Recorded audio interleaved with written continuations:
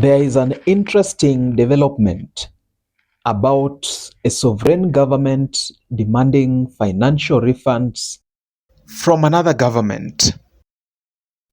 President William Ruto may be forced to refund the goodies he had obtained from the Biden administration.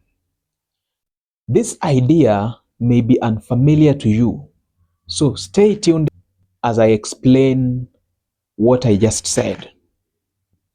Before we dig deep into this new development, hit the like and subscribe button so that YouTube can notify you when we upload a fresh video. I would like to take you back to May 2024 when President Ruto made a state visit to the United States of America. When President William Ruto visited the Biden-led imperialist United States in May 2024, there were very high hopes among the members of the Kenya Kwanza regime. There were very high hopes that the president's state visit to the United States would bring immense benefits to Kenya. Ruto's state visit indeed brought a number of high-impact, multiple deals spanning from different governmental and private sectors. Now let's leave that aside so that we get into the main story. There are fears within the Kenyan government that should Donald John Trump be elected as US president in the forthcoming November 5th general elections, Mr. Trump will scrap all the deals and assistance that President Ruto had signed with Joe Biden, who, as we all know, is the current president of the United States.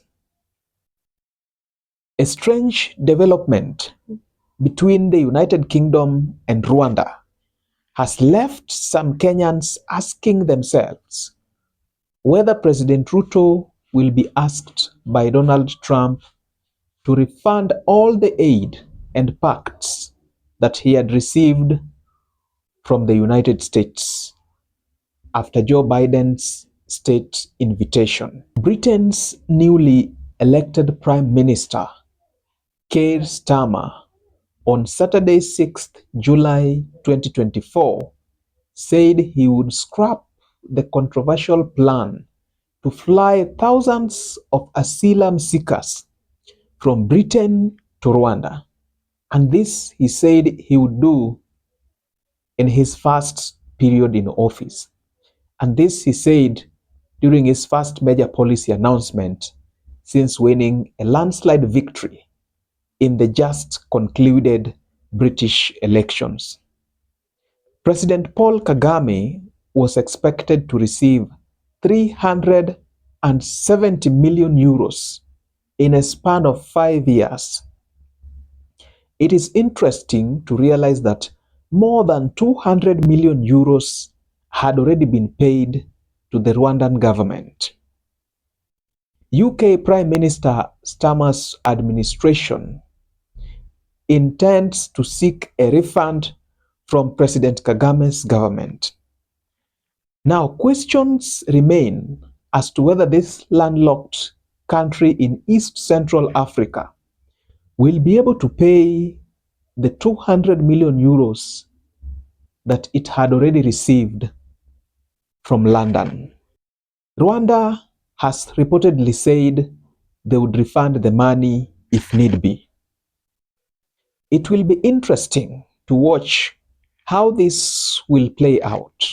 This interesting turn of events is what has led a section of Kenyans to believe that Donald Trump, if in any case he would be elected as the president of the United States, the 47th president for that matter, come November this year, he would demand a comprehensive refund from the Kenyan government after President Ruto had received gifts from his friend Joe Biden. Kenyans on X, formerly Twitter, had varied reactions. For instance, Musa believes that the way Britain's Prime Minister has demanded a refund from Rwanda is exactly how arrogant Donald Trump will demand a refund from President Ruto later this year when he ascends to the office of the presidency of the United States of America. Mwalimu Wanjala, on the other hand, is on his knees praying to God to give Donald Trump victory so that the useless, quote unquote, useless US Kenya deals can be overturned. Just imagine. Samuel Wekesa is also worried that Rwanda may have used the money and therefore the country has no pool from which they can obtain funds to give back to the United Kingdom, among other reactions. Ruto's visit to the United States saw the Biden administration commit to rewarding Kenya with 16 helicopters. Just imagine, 16 helicopters. And this include 8 Hueys, another MD-500s to boost security operations. Kenya also secured 150 armored vehicles from the United States. And this is the United States excess defense article stocks, which are projected to arrive in Kenya by September this year. America's sleepy grandfather, Joe Biden, also committed a total of more than 170 million Kenya shillings towards various legal developments in Kenya. The big question is whether these commitments will stand the test of time or they will just disappear into the thin air shortly after a new US administration takes office.